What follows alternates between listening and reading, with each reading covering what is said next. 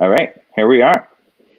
Hey, we're live. Hey, and welcome to the GEG NoVA July meeting.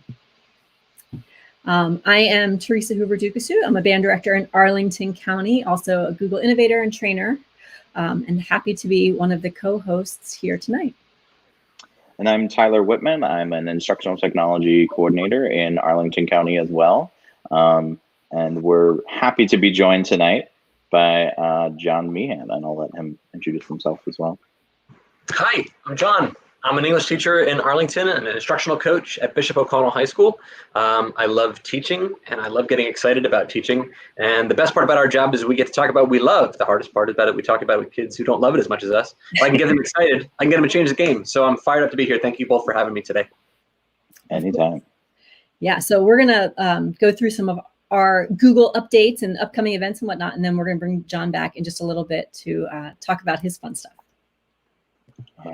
All right, so as I said, tonight we're going to be going through, here's our agenda. What is GEG NoVA? What's new, upcoming events, and then we get to our featured guest. There will be some Q&A at the end, but at all times, please feel free to put a question in the chat if you have any questions, comments, or just even say hi. Tell us who you are, where you're from. We're really excited to have you guys here with us. All right. Theresa, do you want to share your screen so that we can see the agenda? Yeah. Sorry about that. No worries, you're fine.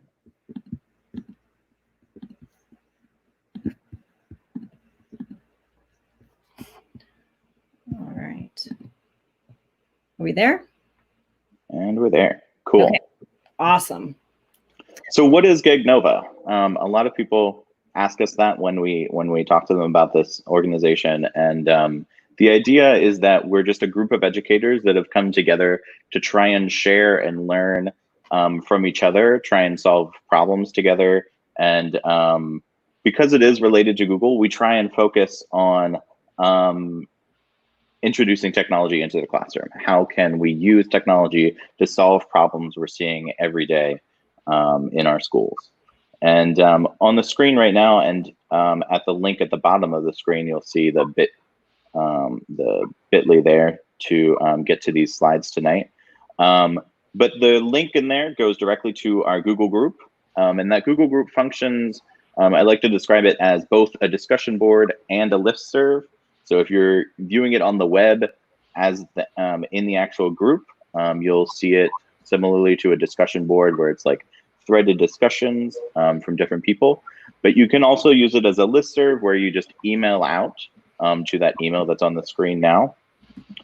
And then finally, if you're interested in presenting with us in our monthly webinars like John is tonight, we'd love to have you.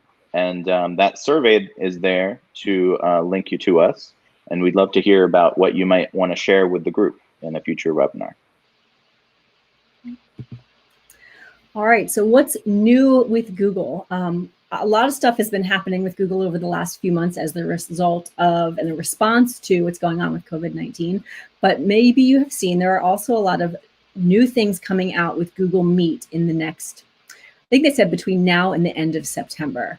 One of the nice feature is that you can just go to meet.new, and that will allow you to start a new meeting without having to worry about anything else. They're going to be adding raise hand features like you may have seen in Zoom and other platforms like that. So students can raise their hand if they want to be called on. The grid view is going to be expanding to 7 by 7. So you'll be able to see 49 students at once, which is awesome. They're also going to be getting some Jamboard integrations, closed captions, blur, replace background, and then the ability to end the meeting for all participants. So I want to just add these features here that I just talked about are going to be going into the Google for Education accounts. So you're not going to see most of these in your personal account or your personal Gmail. You might see some of them, but these are specific to the Google for Education. In addition to that, if your school has a Google for Education enterprise account, meaning a paid Google account, they're also going to have a couple other features coming to that, such as the ability to poll your students. You'll be able to create breakout rooms. There's going to be some attendance taking features, as well as like the opportunity for students to do a Q&A. So you'll have to find out with your school system if you have the enterprise account or not, because there's a lot of really great things coming to Google Meet that we're excited about. Definitely. All right, another new program that came out of Google in the past month or so is the new Certified Coaching Program. So this is a program that has been in development for a couple years now. Google has been a partner with an organization called Digital Promise, and they developed something called the Dynamic Learning Project with them, which was a 5-step coaching model, and it's challenged based, and so they're trying to focus with this program on a one-to-one coaching model, meaning teachers are getting a more individualized, more personalized feedback that isn't an assessment that would go towards their evaluation, but more informal and more non-evaluative. And so the links that are on this page link to some of the requirements that are part of the program. There are 4 parts, and that is the coaching curriculum, a skills assessment at the end of that curriculum. You're required to be both a level 1 and level 2 Google Certified Educator.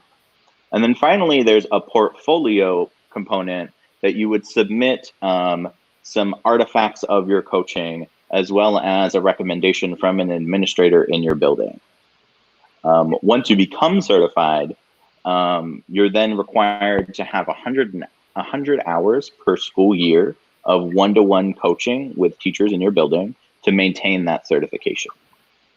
This coaching model not only was brought on by Google and, again, the Digital Promise organization, but it was also given the ISTE seal of alignment, which means that ISTE feels that it completely matches all of their standards for coaching that they've set out. Yeah, another thing that I noticed about the Certified Coach Program, if you are interested in looking into this, there's a couple steps that they recommend you start before the school year begins, so that you would do now in the summer. And then you have to actually go through a couple of coaching cycles as part of that curriculum before you can put your portfolio together. So they said that even if you started it now, you likely wouldn't be ready to submit your application until around December that time. So it is a bit more involved than, say, doing like the level 1 or even like the trainer application. But I think because of all of those features and all of those requirements, it makes it a really powerful program. So it's something I'm interested in learning more about for sure. Agreed. Awesome. You want to take these ones, Tyler? Sure. So we have some upcoming events that we wanted to talk to you about. The first there is Virtual VISTE, which is a kind of virtual event that the Virginia Society for Technology and Education is putting on, and that's in July on the 21st and 22nd. And the idea behind it is that they're trying to put together a kind of database of digital resources teachers can use and share with each other. But there are some live events then on the 21st and 22nd as well.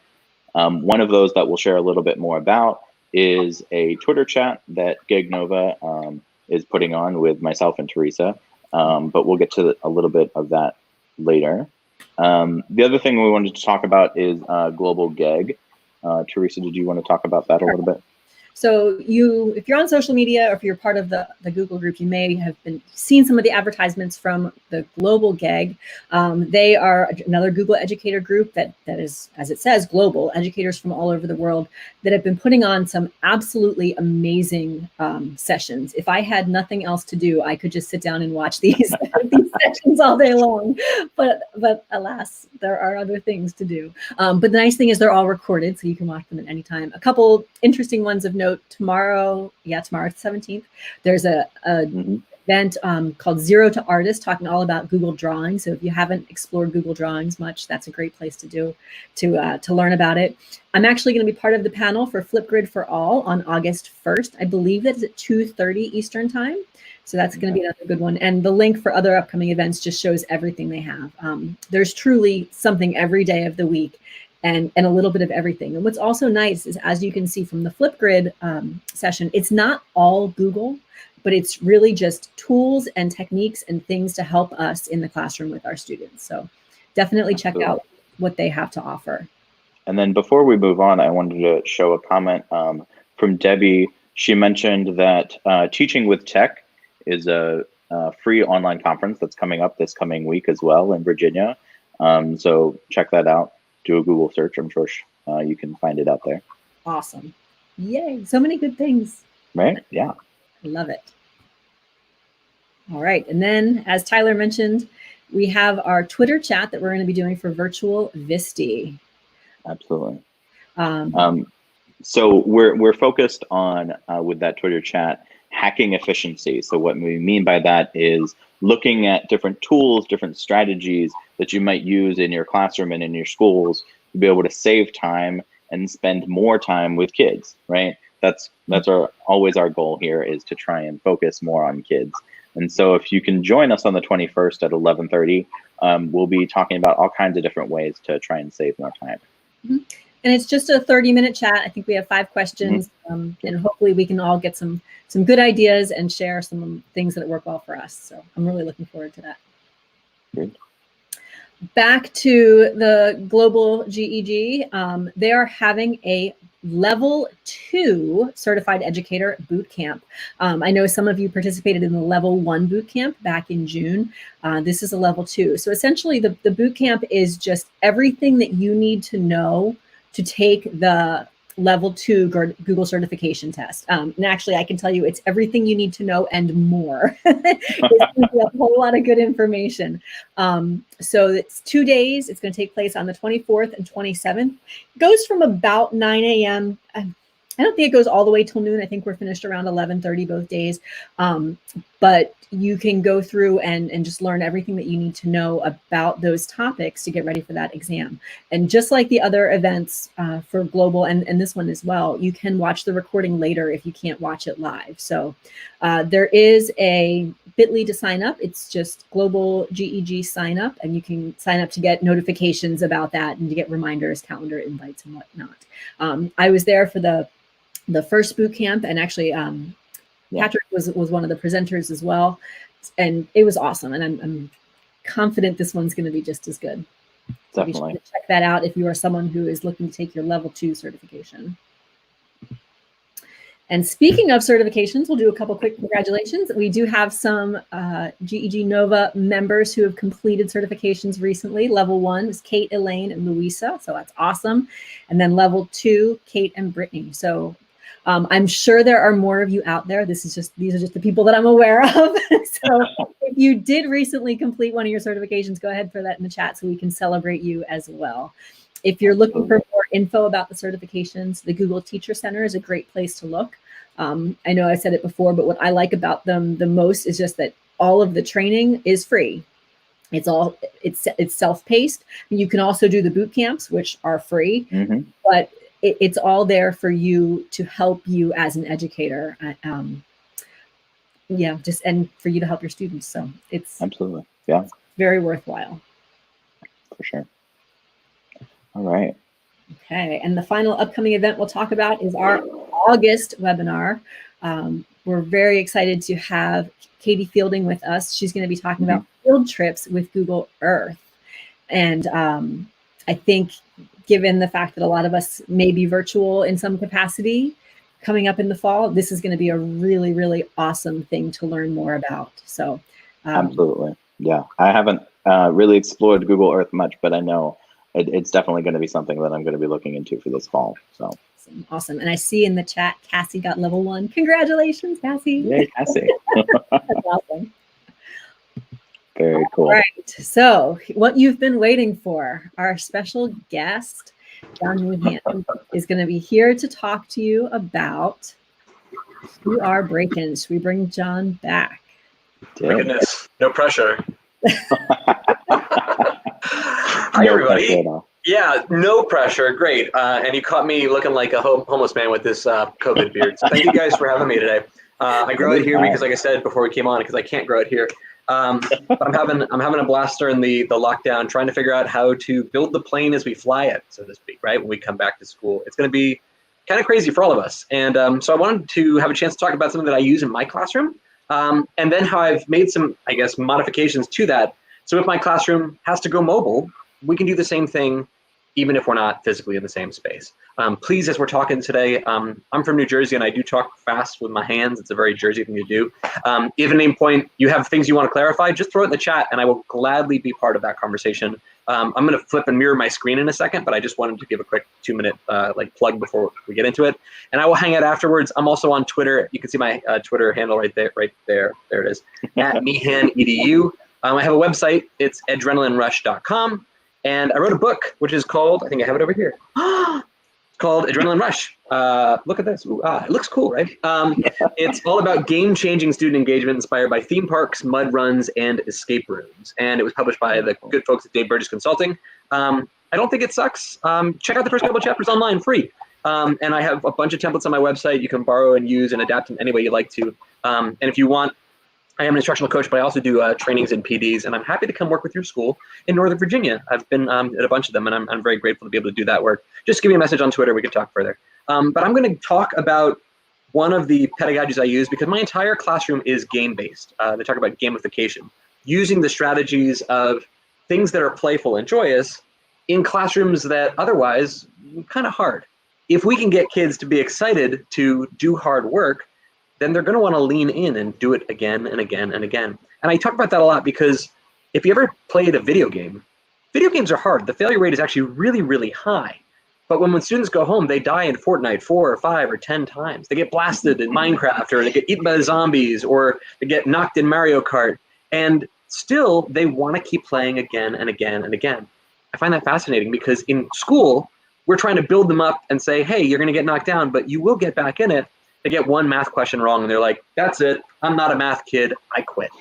So I try to capture that same playful spirit of, well, if you can get beat in Fortnite again and again and again, or Mario Kart again and again and again, I bet you can get beat in English class again and again, and I bet I can trick you into kind of enjoying it and wanting to work a little bit harder.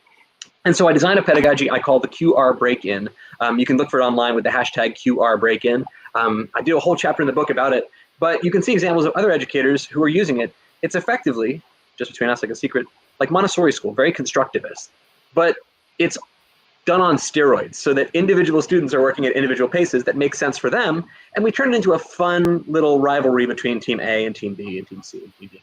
So I'm going to stop talking and I'm going to show a screen now, and I hope you can see it. If you guys can let me know if you can't see it for any reason.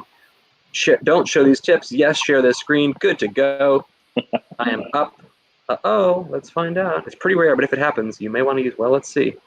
Click this, share. On your mark, get set. There we go. Hey, it's like Inception. Right. I'm inside of my own dream. Look at this. Goodness me. All right, I'm going to go to the QR break-in slides here, and I apologize in advance if you can't see it. If I make this big screened, Tyler, Theresa, can you see what I see? Here. Yes, all we good. Can. Amazing. All right, so what you're looking at here is a pedagogy I call QR break-in. And the nicest compliment someone paid me yesterday when they were looking at this, they were in a conference call. I was in Nebraska giving a training, and they said that their 4th grade son walked up behind them, saw the presentation, says, "This looks fun. Can I play?" And as a classroom teacher, if I could get kids to raise an eyebrow, I can get them to play a game. And when I realized that the game is actually, wait a minute, like here comes the airplane. I tricked them into taking that applesauce. Well, I can get them to jump through hoops because by the time they realize they're doing work, class is over and they've had fun the whole time. So QR break-in is a pedagogy designed for any course, any content area, and it uses the principles of what makes games fun as a plug-and-play resource for any classroom that you can think of, any theme you can think of here. I'm going to take a deep dive and look at a familiar game from childhood we all might see and know, and then I'll talk about how I've adapted it with a game you might not have seen that's sort of timely for today. But I have a whole bunch of templates available on my website, and if you message me on Twitter, like I said, I'm happy to help you adapt and change this. Really, with a new coat of paint, the game Candyland is not so different than the game of Monopoly, and I'm going to show some examples of how we adapt the QR break-in pedagogy likewise. So this is what it looks like in class. You can see the scoreboard is up in the background. In this case, it wouldn't be a small one. It would be on the big, big, big board. And on the bottom left-hand side here, you can see 2 of my students here playing the game because they're keeping score and moving their piece on the board or checking themselves off as we learn and as we move through stations. What we're looking at here is old school centers or old school stations. When you're done with station 1, move to station 2. Station 2, move to station 3, and station 3 to 4, and so on and so forth. But the big secret is I don't care whether you do station 1 before 2 or 2 before 3 or 3 before 4. I just, like a Montessori school, put all 8 stations out there in play. And then as a team, decide which one you want to work on.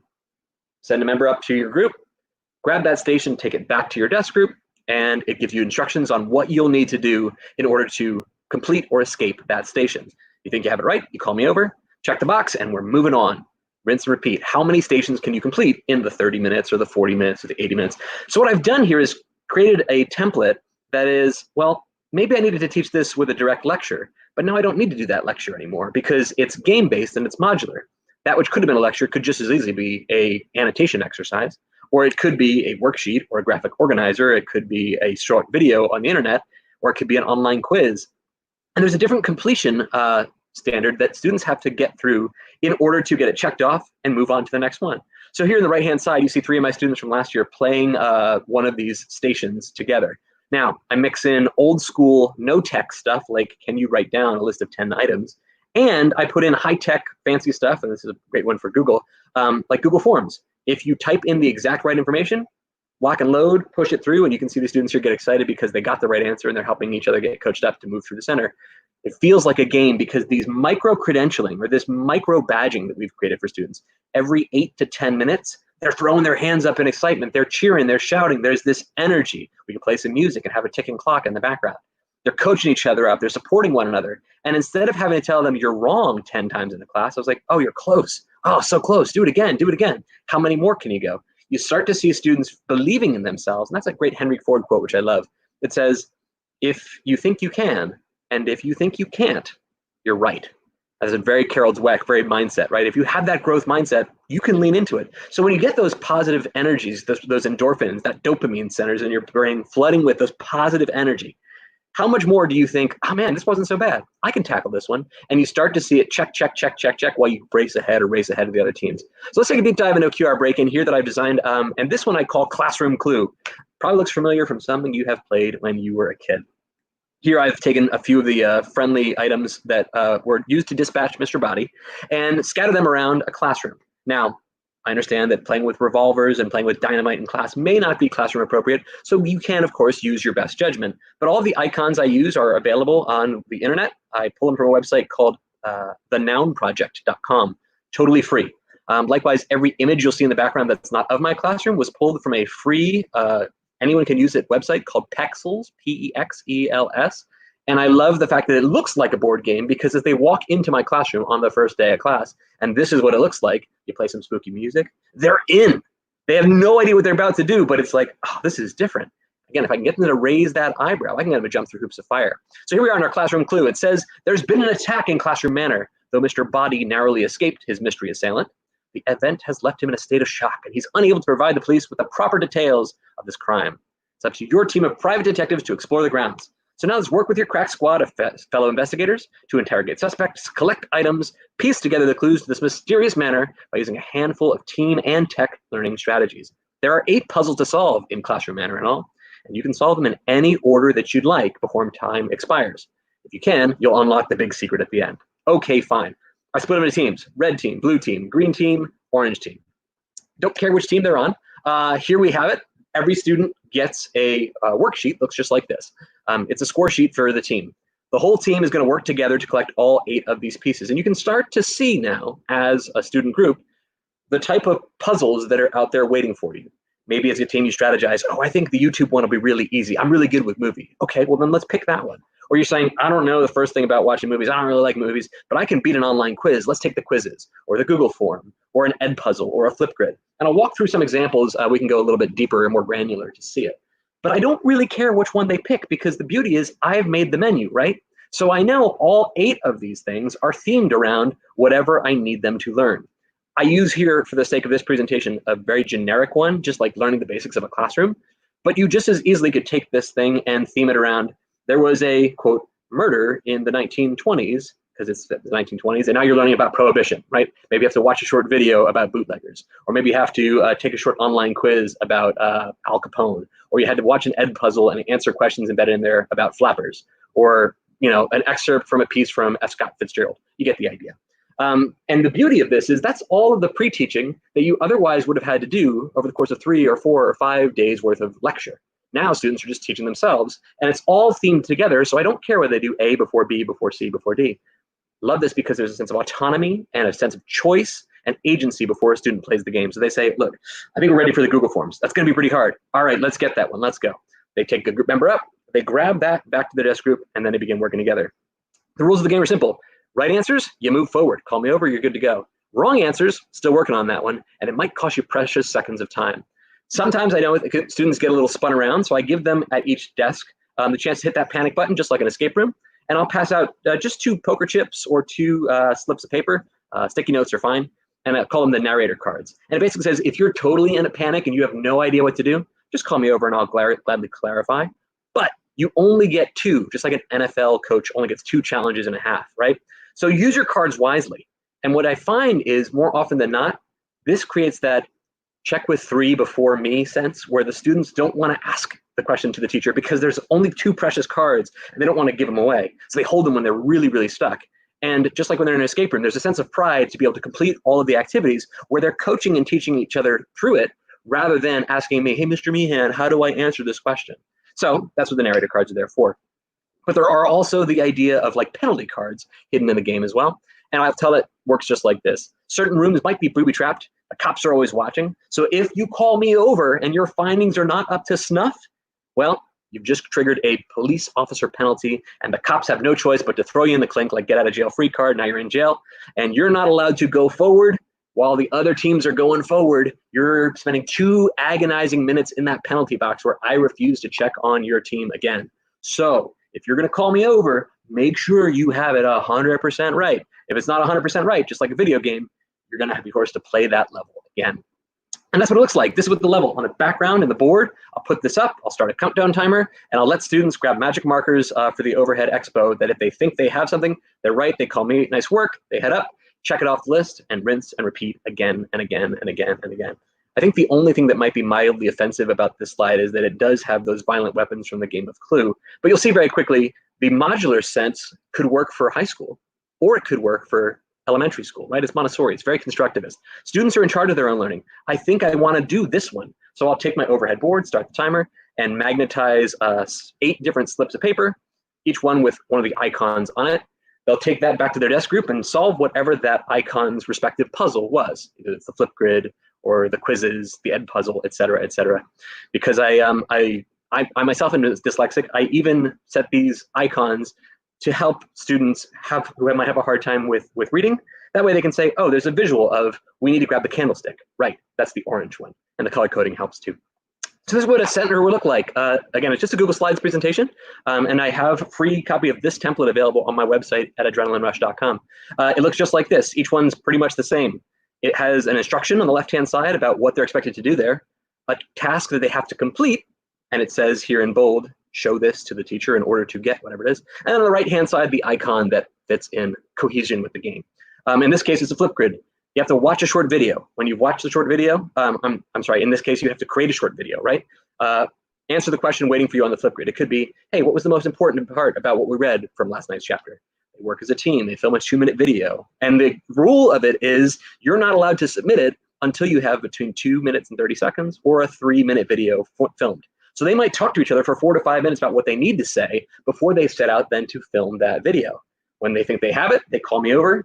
I don't need to check that video. It just submits to the flip grid. I can check it after class. And because they know I'm going to be checking it, if they're performing for an authentic audience, they will perform until it's actually good. If they just do that sort of, oh, I'm going to check the teacher, yeah, we're good, they might blow it off. So I love that idea that there's an accountability metric that I can always go back and check.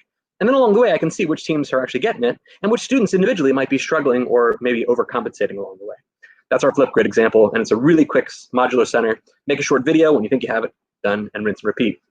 Our next station could be a sketch note. Here, that would get you the poison icon. I would ask this question on the left-hand side about sketch notes. That's just your chance to visually represent what you understand this concept to mean. You don't have to be a great artist. You're not going to be graded on how well you can draw. You're just going to be graded on if you can put details in the picture that you presented to me. In this case, it says, okay, so what does a great classroom look like? Draw that whatever it is to you. When you think you have it, call me over. I don't know that they're great drawers, and that's okay. They don't have to be. It's not an art class. They do in my English class, however, have to take good notes. And so when they call me over, they might have small labels underneath the square. What's that square? Oh, that's a window. Why did you put the window? Well, I think it should have some light in the classroom, some bright, some airiness. And I can ask questions on the fly to scaffold, to either speed a group up. Hey, you're falling behind, so let me give you a quick check. Yep, nice work. Or to slow a group down if they're racing ahead of the other teams. And that helps keep the game fair, like a game of Monopoly or Mario Kart. It's not fun if one team is blowing you away, right, and racing ahead. So constantly, like a on-the-fly scaffold, you don't have to make a million activities. You just check in with group 1 and group 2 and group 3, and constantly floating throughout the classroom. When they think they have it, call me over. If I think they're doing a great job, nice work. If I think they're doing too great a job, maybe I'll ask a few more clarifying questions. You drew a square there. You said that was the window? How many windows would you have? I don't know. I'm just asking some questions to sort of slow the pace. But for the students, they don't realize they're getting slightly different questions than the other groups. And it feels fair and it feels exciting and they feel like they're drawn in and everyone still has a puncher's chance to get back in that game. Unlike a game of Kahoot or a game of Jeopardy, where you, the teacher, made all of the questions, but then the students figure out really quickly that they're blown out of the water, so they quit and then you just start spamming it by pushing buttons. A third station yet could be like an ed puzzle. As a team, watch the ed puzzle. There are 4 or 5 people in your group. You're welcome to talk through it and answer any questions for one another as you watch. But when you're done, you need to make sure that you have every person in your group has answered all the questions embedded right there in that online video. Watch the video and there's a series of questions. Again, just like the Flipgrid, it'll spit it to a spreadsheet, so I'll see it after class. But because they know they're going to be graded on it, they watch it, they coach each other up, watch that part again and again and again, rather than losing themselves when they're watching a TV show and then someone in class coughs so they miss that key detail. It's just a 4 to 5 minute pre-teaching activity, right? They'll learn a little bit together, and then when they think they have it, they'll call me over, I'll see their success screens, nice work, and we're moving on. Another example of another thing that you can do for any class, any content area, is a web quest. Hey, here's a website. Scan that code or check out that website and tell me 10 things you found most exciting, just like the sketch note. What's the most exciting thing about it? I don't really know. But I want them to interact. I want them to do the work. And so I'll tell them, work together as a team and write down the 5 or the 10 things you find most interesting. If a team is racing ahead of the other ones, when they call me over, I'll ask some clarifying questions and say, interesting, you wrote down thing X, but not thing Y. Why? And it'll just slow the team down to make them think, right? The police will catch them over their shoulders so they know they're behaving. They know they're holding each other accountable. Maybe they'll make the date on the top of the page. They'll make sure to number things properly so I can make my judgment call. Again, like Drew Carey and Whose Line Is It Anyway? The games are made up and the points really don't matter. But they find themselves really excited because there's that constant checkpoint of, oh, I wonder if I'm going to get this right. Nice work, guys. We did it. Cross it off the list again and again and again. Online games like Quizzes, if you've ever used Quizzes, it's amazing. Or GimKit is fantastic. I'll give a center that's a Quizzes, and it's an online review game like an arcade. You can play it 10, 20, 30 times. It's happy to take your quarters. Only this one's free. So it's an online quiz that they otherwise would have taken at the start of my class. And ultimately, I don't care whether it takes them 2, 3, 5, or 10 times, or if they are helping each other to get those right answers, because the only way through it is to do it. And this one says, in order to pass this station, every single member of your team has to get 100% on that Quizzes score. So it's like they have to take the SAT again and again and again. And for anyone who can complain, hey, this doesn't feel fair, you know, the real world doesn't give you retakes, that's not true. The SAT does not take the average of your worst test and your best test. It gives you the best of your super score, right, of test 1 and test 2. If you're willing to put that time in, video games are infinitely patient and infinitely stupid and will gladly let you take it and play it again and again and again. And I get all that data in a rich spreadsheet afterwards, so it doesn't require much thinking on my part. Call me over. They all have 100%. Nice work. Moving on to the next station. This one's a Google form. I love Google Forms. It is one of my all-time favorite classroom tricks. I use it for surveys. I use it for end-of-unit like reflections. Of course, use it for online worksheets in a distance learning environment. And the Google form is great because you can make certain questions required, or you can use the form validation feature, like when you have to enter your credit card information on the internet with those 3 digits on the background, the CCV code. If you don't have those 3 digits exactly right, it won't let you submit the form, just like an escape room. So I'll make a Google form. Hey guys, scan this, and it might ask some longer questions about the text. Hey, what did you think about thing 1? Or what did you learn about thing 2? Or watch this short video. What are your reflections? Whatever it looks like. I can make it so that it's length validated, that unless they type 200 or 300 or 800 characters, whatever it happens to be, the form will not allow them to hit the submit button. I can also see that certain students are having trouble submitting it because they probably didn't read the text. And I can get a visual bead on, okay, I'm going to get all of this information later, even though that student answered it. They answered it 20 minutes later than the average kid in their group, or they answered it and it took them 2 or 3 or 5 tries at it. That's helpful because, again, giving every student individual feedback helps me treat them fairly, because treating students fairly does not necessarily mean treating them equally. Different students will learn in different ways on different days. And the beauty of this Montessori approach is you're going to let students demonstrate their learning of whatever your content is to get those items as they go. Another one here is YouTube. YouTube is very easy. Watch the YouTube video just like you were visiting a website. And then when you're done, call me over. Can you write down 5 things that you found or 10 things that you found? Again, it's just a web quest by another name. And again, if I see students doing a good job, I'll ask them to do a great job. And if they're doing a poor job, I'll come over and ask them some clarifying questions, making sure they start to feel that good job. And finally, I have one more station I call it the micro lab. In this one, they have to call me over and have a small timed conversation that has to run a full, let's say, 3 minutes. When you think you have the right answer as a group, call me over and I will sit with you and I'll set my timer and I won't say boo. And I want to see you have a mini Socratic seminar, the 4 of you guys, and I'm just sitting here listening. If the group actually knows what they're talking about, they have to fill 4 minutes. They have to pass that ball around evenly, and everyone has to be a contributing member. If I start to notice that one group member is falling behind, I'm like, hang on a second, guys. I'm hearing a good job, Billy. Donna, can you explain to me why this is what this is? And maybe Donna's having a hard time. I'm like, you know what, guys? I'm going to step out. I'm going to go and check out other groups. Tell you what, when I come back, and I'm going to take about 2 minutes, Donna, why don't you pick up where we left off? Because I would love to hear your thoughts on that. Now that student feels empowered and engaged rather than bullied, blamed, or shamed. And that helps them feel like, hey, I can do this as they move forward through the instruction. Again, sometimes things are not appropriate violence, and I understand that, so you can repaint it as you need to. I took the Clue theme and very quickly repainted it to the Great Gatsby because we were learning about the Roaring Twenties. And aside from the revolver, everything else here is just an item that happens to appear in the book. There's a wrench, there's a golf club, a tennis racket. They meet different characters, right? They meet Jordan Baker, they meet Tom Buchanan, or Jay Gatsby. And through this, they get to, quote, explore Gatsby's mansion while that jazz music plays in the background and they start to engage. You'll also notice I've thrown in a bunch of different centers here. I have one called a number cruncher where they have to visit a website and find out the cost of a Mercedes-Benz in the 1920s and then compare it to 2000s. Right? You can be very modular about it. Swap any centers on or offline. And much like a amusement park, you can go to your favorite amusement park on any given day and find out, oops, just kidding, guys. This one's offline for the day because it's under maintenance. So maybe you don't have to run all 8 centers or all 10 centers. Though it does take a bit of setup, your plan can be adapted on the fly as you need to. You can do as high tech, as low tech as you need to. And likewise, now I'm talking about giving it a repaint. Once you realize it's the same game, just by a different color, I use this one, and I used it to teach the beginnings of Ernest Hemingway's A Farewell to Arms. I made it themed around the childhood game of Operation. In class, they're crossing it off just like they played the Monopoly game or the Clue game. And everything here is a small thing themed to our hero, Lieutenant Henry, who was injured in battle. So it's as if a bomb went off and now he has all the shrapnel. And just like an operation game, we have to go over and extract those things. So maybe at the rubber band, they have to answer a Google form, or the quizzes happens to be the wrenched ankle, and the broken heart is a key quote. And because I'm sort of cheeky, I'll tie in each of these things to something in the book. So for example, the key quote is about a broken heart. Find me an example from the book where his heart breaks. Or the flip grid is a wishbone. If he made a wish, what do you think his wish was for how he would have bettered his life? Answer that question as a team, 2-minute video, et cetera, et cetera. What I love about it, again, is that micromanagement disappears. And now it's micro-credentialing and micro-badging. Students are crossing things off the list, and you see video right here in the bottom of students, quote, playing the game while they're interrupted by playing the game. Every 8 to 10 minutes when they complete a center, nice work, guys. As a bonus activity, you get a chance to go to that station that you just solved for and try to extract. Now, that extraction is worth nothing other than game points, but the games are made up and the points don't matter. The only way to earn the right at the table is to get 100% on the thing that actually counts, which is the learning. This is just 8 to 10 minutes. Look at students cheering here. This is Amy and Roya throwing their hands up, right?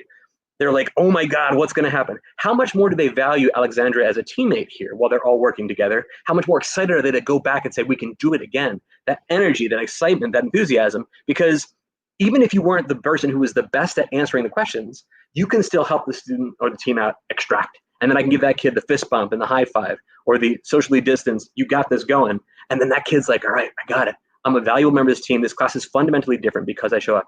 There is no direct instruction for this unit. I can do this for 3 days, for 5 days. They can learn about the Civil War. They can learn about the background of a novel to study. They can learn about class procedures or protocol. Really at any time, unlike an escape room that you kind of have to wait to the end of the unit, we do this anytime, any unit, any class. any grade level. We can even do it online. When I'm on the online stuff in this time away, I've been playing a lot of the game Pandemic, which feels fitting during a pandemic. If you've never played it, it's a fantastic game where you are not competing against other teams. Rather, you are competing as a team of research scientists all over the planet. I made a phone call a few weeks ago to some friends I have in Houston, Texas, and we dialed up a friend in Quebec. And 4 of us dialed in for all over the world, and we played together as a cohesive team of scientists trying to stop the outbreaks of this virus in this board game. It's cool because it's all of us working together, and we're working asynchronously remotely. The QR break-in pedagogy works remotely too, which I really love. So I took that same idea of the Great Gatsby or the Clue game, flipped it online with a quick coat of paint that fits the pandemic theme. Here's what it says. Calling all heroes, right? The world needs your help. A devastating virus has hurled our planet into a time of unprecedented global crisis. And this outbreak will challenge your ability to work remotely to contain this emergency and stop it from spreading a deadly disease before it is too late. To bring the fight to this pandemic, you'll need to discover everything you can about this invisible enemy as you master 8 different distance learning techniques. Are you up to the challenge? Stay alert and stay safe out there. We're counting on you. I'm not making light of the pandemic. I'm not making fun of the pandemic. Rather, I'm helping my students understand the pandemic. And as they understand the basics of the pandemic, just like they can understand the basics of the Roaring Twenties or the basics of A Farewell to Arms, they're likewise learning how to commit or how to complete 8 different distance learning modules. So on the first day of the week, I'll send this whole slide deck out to the whole class, and I'll be like, all right, gang, there's our break-in. We're working as a team. All of 3rd period has to get this done before all of 5th period does. Or I'll say all the boys versus the girls, or the blue team versus the red team. So you can be a little cheeky with it. But just like we had the cops and robbers before, watch out, don't get caught. Here it is again. Stay alert out there. 8 containment challenges that tackle in any order you like, but be careful because each zone might be infected with a hidden outbreak. Again, just a minor tweak in the language because it feels natural or native to the same thing that we would have just been discussing with the pandemic board game. So please take your time as you explore each region. Each time you submit a zone containment challenge, just make sure you follow the specific instructions for that zone. They'll either post to the LMS, they'll make the flip grid, they'll send me an email, etc. All these distance learning things. And if they fall short of the target for any reason, you're going to spread the virus and you have no choice but have that second wave and have to do it again and again. That's going to cost you work again. That's going to cost you tons of precious time. Look at this. It's familiar and it's all new, ever changing, right? Here's our bring the fight to the pandemic slides. And I'm not going to show you all of them. I'm just going to show you 2 as an example. This one's a flip grid. It says, I want you to visit a website called washyourlyrics.com. A 17-year-old web developer from the UK made a website that if you go to washyourlyrics.com, you can type in the lyric or the name of your favorite song, and it'll spit out for you a hand washing poster to show you how to properly wash your hands to the tune of that song. So again, using things that are in the real world to not make fun of the pandemic, but rather to help make them make sense of the pandemic.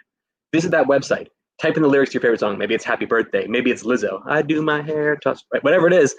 I want you to wash your lyrics, get that printout, and then make a flip grid where you demonstrate to me washing your hands to your favorite tune. Now, I know that's silly and it's stupid, but it's the idea of using something that is familiar and fun to help them make sense of a very difficult, faraway topic. You can certainly change the parameters of whatever you're asking for. And instead of asking to do it in groups, now every student is individually turning in hand wash videos. And because they're making videos for their friends, they're kind of being clever and fun about it. And now they're almost doing like a TikTok challenge between one another. Who can have the funniest video or who can have the best produced video? They're enjoying the work they're doing, even though they're doing it from home. Right back to the YouTube station, just like we did in class. This one says, hey, the flights were canceled because the airports were crowded. Here's what it looked like on the day that we did that before we did the shutdown.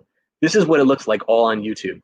Go ahead and watch this video and tell me what it looks like for this enhanced screening and the time it takes in this backlog. Now you can use this as a predictive text to be like, okay, take a look at X, Y, and Z. What would it be like if we went back to school? What would be 3 questions you have inspired by this video? What would be the 2 things you think we would need to most address in our school to avoid this congestion? Because when they see this visual of, oh my God, there's a lot of people, it's scary. And I want my students to say, this is why we are doing what we're doing. Again, never to make fun, but help them make sense. That's student-centered and it's safe and it's modular, which is great. So behind the scenes or on my school LMS or my website, I'll keep something like this that's a big old scoreboard. If you don't feel comfortable putting the scoreboard up for all students to see, that's okay. Just put it in a notebook for yourself. Here I have the characters from South Park and the characters from The Simpsons. Just made a list of the names on the left-hand side, and I'll just keep tabs. Wake up on Monday and Tuesday and Wednesday, Thursday, and Friday. Students are working asynchronously, right? This was the unit. You need to learn about the Civil War or learn about the Great Gatsby or learn about the blah, blah, blah, blah, blah. They're working on it all week long. You got 5 days to complete all 8 centers. So by midweek, if I see that a student has 4 or more, like Wendy here is off the top, Wendy's doing okay. She gets a form email. Congratulations, student X, you've completed Y or more centers. Nice work, keep it up. That's a standard email, bulk sent, ready to go. Meanwhile, Homer here at the bottom might be struggling. So I can have another form email that says, hey Homer, today's Wednesday. We are expected to get all 8 centers done. I'm noticing you only have 1 centers done. Are you all right? Is there anything I can do to help?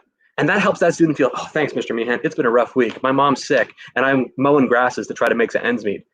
Rather than yelling at students and presuming bad things about them, I say, this game believes in you, and I want to see you, and I want to help you. Your teammates are counting on you. I'm counting on you. This class is fundamentally different because you showed up. There's a lot of ways to demonstrate your learning, and if you wanted to, maybe only have to complete 6 out of 8 stations or whatever it looks like. You have the right, as any teacher can, to make that call in your classroom and adapt as you need to. In the end, like I said, we're not teaching content, we're teaching kids, and figuring out what makes kids excited and enjoying their lives and thinking about their life, which is really happening while all of this pandemic stuff is happening. That's just every bit as real as the main character's name in the novels we might think to teach. So I'm on Twitter at MeehanEDU. I have a website, which is adrenalinerush.com. I have a book. Like I said, the first couple chapters are available online. You can check it out. I think it's really worthwhile. And like I said, I'm excited to do whatever I can to help y'all out. I tell my students every day from the first day of class, your favorite class is the one that you like the most. Your best class is the one where you learn the most. If we do our jobs right, I really do think our classes can be both of those things for every kid, every day, whether we're in the building or in a distance learning situation. So I hope you stay safe. I hope you stay healthy. Please stay in touch at MeehanEDU, and let's change the game together. I'm going to stop sharing my screen and get back to my big old bald head. Thanks. Awesome. That was really cool, John. Thank you so much. One question did come up in the chat that I may have answered, but I may not have. You mentioned towards the beginning the Noun Project and another site that you really like. What was that site? Pexels, P-E-X-E-L-S. It's just royalty-free photos you can find online. I mean, if you wanted to, you can get stock images. And privately, if you're working in your own classroom, you use whatever you need to in your own classroom. But because I'm always writing for an audience, I'm always constantly aware that I'm creating things in beta in a perpetual open source. Borrow it, adapt it, steal it, and then put your own twist on it. That's between you and Jesus. Awesome. That's good. I haven't heard of that one. I often will use Unsplash. That's where I get photos. So, but it's nice to have a second source for that too. So good. Yeah, 100%. So you talked about Clue and then Pandemic. What are some other games that you will frequently use? Monopoly. Students understand Monopoly. Get the reds, get the blues, get the greens. And again, Monopoly is a perfect situation because you're constantly moving around the board. And at any time you can get Boardwalk or get Indiana Avenue, right? So there's a familiarity with that. And I'll have them have oversized pieces, which are magnets, and I'll just put them on the board because we're in class, or oversized dice, or online a dice roller. You can do that sort of thing. Monopoly is great. And I use that to teach the Harlem Renaissance because it's the idea of working in a city, right? It's the idea of every part of the city has a different story to tell. And we used it even to teach some difficult concepts like redlining, where certain parts of the city were designed to keep people in certain places so they couldn't ever get to the boardwalk.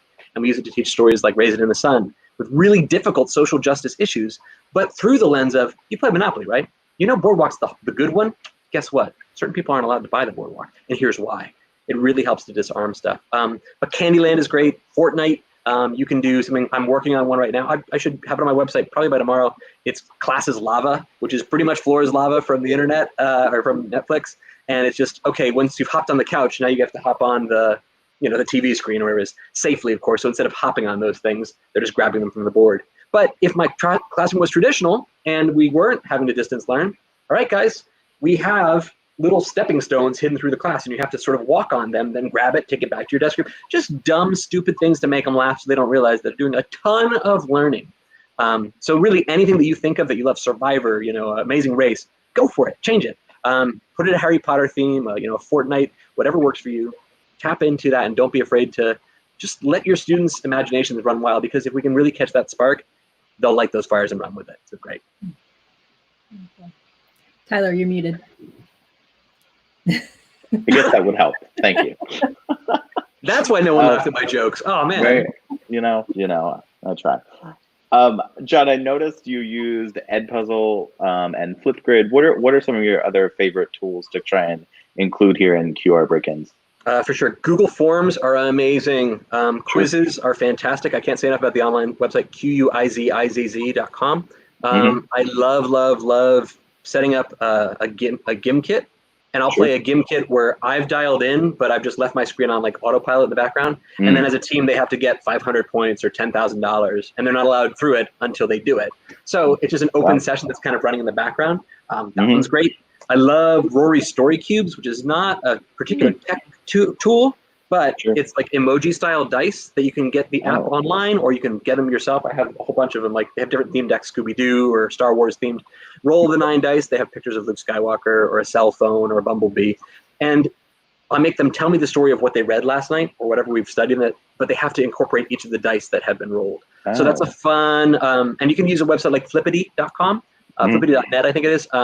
That just has like that spinner, which does the same thing. Okay, we spin. You have to tell the story of The Great Gatsby, but you have to use a cell phone and you have to use a bumblebee.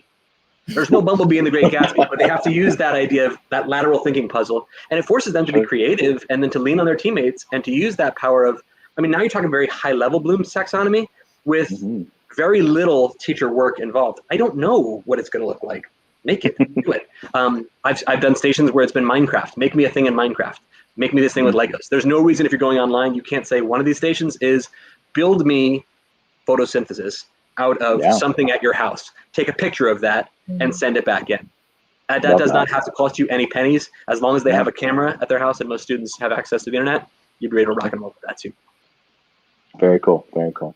Yeah, I was just going to ask as well. Like, so we found out this week in Arlington, we are going back virtually to begin the year. So any other modifications you would make in that kind of situation?